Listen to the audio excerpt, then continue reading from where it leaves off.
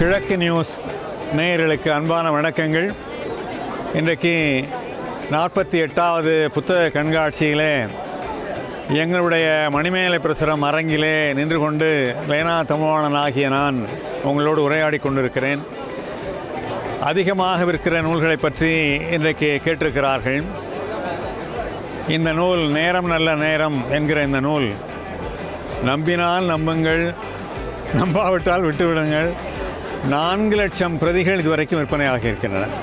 இதுவரை தமிழகத்தில் 4 லட்சம் பிரதிகள் விற்பனையான புத்தகங்கள் எத்தனை என்று நீங்கள் எண்ணி பார்த்தால் அப்படியே விரல் விட்டு எண்ணி விடலாம். அதே போல் சரி, இதுதான் நூல் என்றால் இது போன்ற மிக கனமான நூல்களை கூட நான் எழுதியிருக்கிறேன். 1000 ஒரு பக்க கட்டுரைகளை வெளியிடும் பொழுது எனக்கு மிகுந்த தயக்கம். இப்படிப்பட்ட பருமனான நூல்களை அதிக விலை கொடுத்து மக்கள் வாங்குவார்களா என்று. இந்த நூலின் விலை 1000 ரூபாய், 1400 பக்கங்கள் கொண்டது. இதை முதலீடு செய்கிற போது நான் தயங்கினேன், இவ்வளவு பணம் போடுகிறோமே, அதை திரும்ப பெறுவோமா என்று. இதில் 4 எடிஷன் என்று சொல்லப்படுகிற 4 முறை மறுபதிப்பு செய்திருக்கிறோம். அப்படி இதுவும் நல்ல வரவேற்பு. அதே போல் தினமலரிலே நான் எழுதிய வீழ்வதற்கல்ல வாழ்க்கை என்கிற இந்த 3 பாகங்களும் மிக அதிகமான வரவேற்பை பெற்றிருக்கின்றன.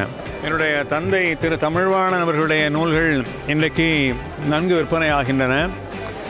ஒரு எழுத்தாளர் மறைந்தால் அவருடைய எழுத்துக்கள் மறக்கப்படும் என்பதுதான் தமிழக வரலாறாக இருக்கிறது. நிறைய எழுத்தாளர்கள் மறைந்த பிறகு அவர்களும் மறக்கப்பட்டு விட்டார்கள், அவர்கள் நூல்கள் விற்பனை ஆவதில்லை. ஆனால் தமிழ்நாட்டிலே ஒரு 10 எழுத்தாளர்களுடைய எழுத்துக்கள் அவருடைய மறைவுகளுக்கு பிறகும் விற்கின்றன. ஜெயகாந்தன் அவர்கள், கல்கி அவர்கள், சுஜாதா அவர்கள், கண்ணதாசன் அவர்கள், அதே போல் தமிழ்வாணன் அவர்களும் இந்த வரிசையிலே வருகிறார். அவர்களுடைய மறைவுக்கு பிறகும் இவ்வளவு முதலீடு செய்து நாங்கள் பதிப்பித்திருக்கிறோம் என்று சொன்னால் இந்த நூலுக்கு கிடைத்திருக்கிற வரவேற்பு. தே கோ பேக் டு ஏஜஸ்.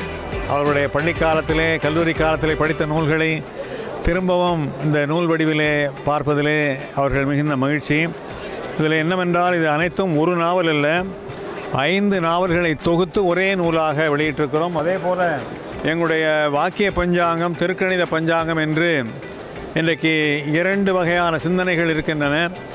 இன்றைக்கு நீங்கள் தமிழ்நாட்டிலே எந்த ஜோதிடர் வீட்டுக்கு போனாலும், யாரிடத்திலே ஜாதகம் பார்த்தாலும் அவர்களிடத்தில் கண்டிப்பாக இருக்கக்கூடியது இந்த நூல் தான். ஏன்னு சொன்னால் அந்த காலத்திலே பஞ்சாங்கத்தை ஒரு எடுத்தால் உடைந்து விடும் அளவுக்கு பழசாக வைத்து கொண்டு ரொம்ப சிரமப்பட்டார்கள்.